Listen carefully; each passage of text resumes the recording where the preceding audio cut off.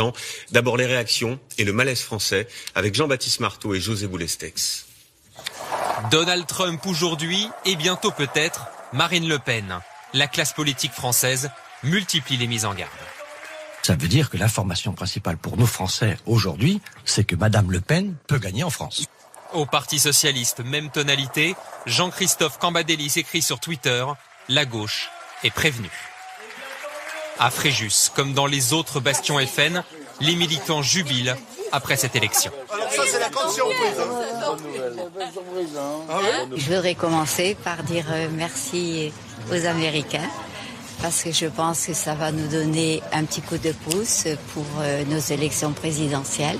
Ces électeurs rejettent ce qu'ils appellent les élites, classe politique traditionnelle, intellectuels, médias, tous ceux qui n'ont pas vu venir l'élection de Donald Trump en France comme aux États-Unis. Je crois que ce qu'on n'avait pas vu, c'est ce qu'on n'avait pas mesuré, c'est la colère américaine, la frustration de tout un peuple qui se sent abîmé, déclassé, qui a peur de l'avenir.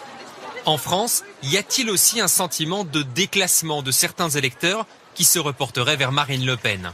Plutôt oui, quand on compare la carte des zones fragiles où se concentrent en rouge les plus bas salaires et celle du vote FN aux dernières européennes. Pour le démographe qui a mené l'étude, cette similitude s'explique par la montée de l'inquiétude chez de plus en plus d'électeurs. Les deux raisons d'avoir peur, c'est une raison qui est locale, parce qu'on voit autour de soi des personnes qui sont en grande difficulté. Et puis l'autre raison, qui je pense est la plus importante, c'est parce qu'on sent qu'on n'a pas de perspective de carrière, on se sent bloqué. Une France rurale ou à la périphérie des grandes villes à laquelle tous les candidats tentent de s'adresser en priorité à 5 mois d'une présidentielle qui s'annonce très incertaine. Bonsoir Marine Le Pen. Bonsoir. Merci d'être avec nous. On l'a dit, vous soutenez Donald Trump depuis le début de sa campagne. Vous dites aujourd'hui c'est une bonne nouvelle pour la France. Pourquoi ne pas dire directement que c'est une bonne chose pour vous aussi?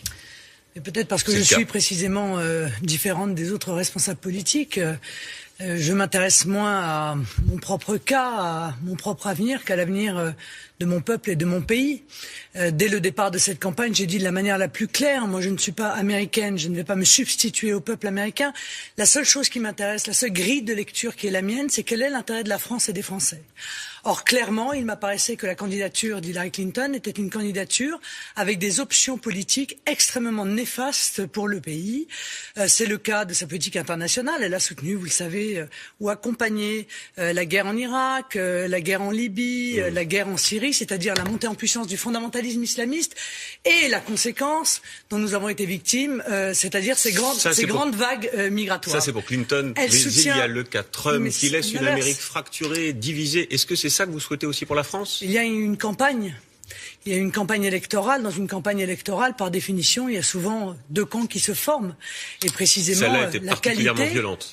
C'est vrai, elle est particulièrement violente. C'est peut-être pour ça qu'il ne faut pas la recommencer. Le peuple américain s'est exprimé. La démocratie, c'est précisément de respecter la volonté du peuple.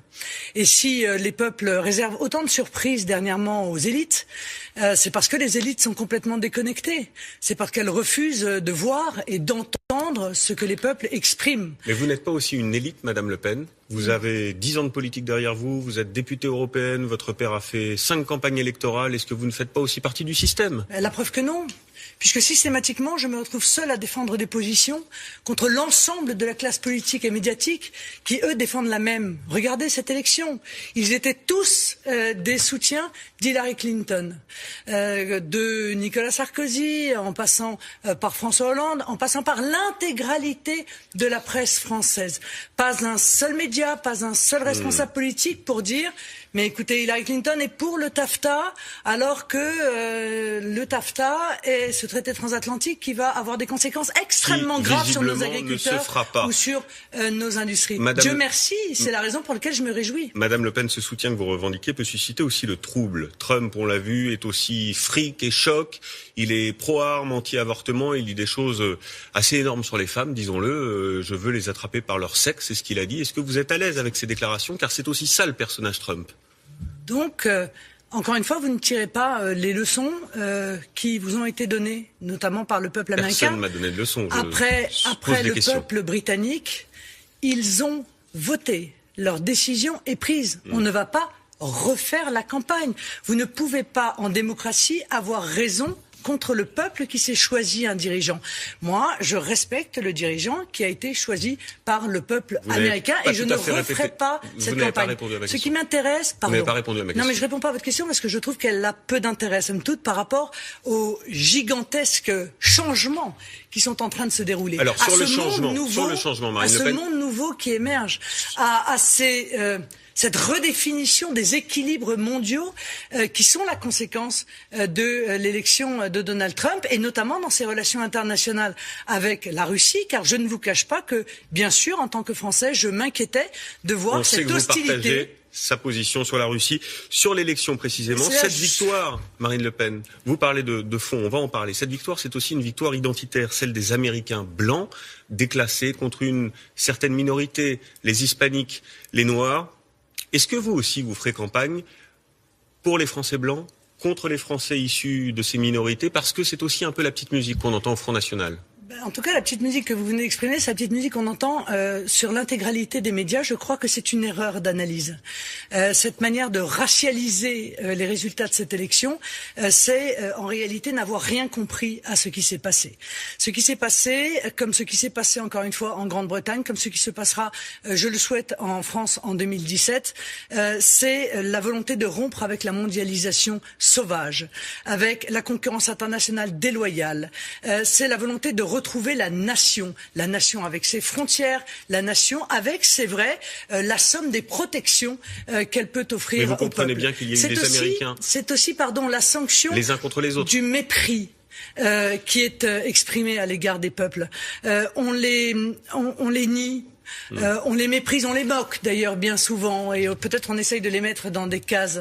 Ils veulent reprendre le pouvoir sur leur destin. Ils ne veulent pas qu'une petite minorité puisse décider pour eux. C'est ça la grande leçon. C'est une leçon de liberté. Et si les élites ne comprennent pas cela, peut-être ne sont-elles pas capables d'ailleurs de le comprendre, alors effectivement elles passeront à côté de ce monde nouveau qui émerge. Vous n'avez pas tout à fait répondu à ma question. Est-ce que la construction... C'est vrai, vous n'avez pas répondu à ma question sur cette division entre les Français blancs d'un côté et les Français issus de l'immigration de l'autre. Je vous ai expliqué, vous vous trompiez dans votre analyse. Un angle d'attaque de votre campagne. Mais vous vous trompez dans votre analyse. Vous voulez racialiser, encore une fois, cette élection. C'est pas moi qui veux le faire. Vous c'est ce qui s'est passé aux États-Unis. C'est l'Amérique en colère. C'est le peuple américain oublié par les élites, qui a le sentiment qu'il est dirigé par des gens qui défendent des intérêts particuliers, des féodalités et qui ne défendent plus l'intérêt général. C'est ce qui s'est passé aux États-Unis. C'est ce qui s'est passé en Grande-Bretagne. Et encore une fois, je pense effectivement que c'est ce qui se passera en France. Est-ce que cette victoire, c'est la question que j'allais vous poser, est-ce que cette victoire de Donald Trump, c'est pour vous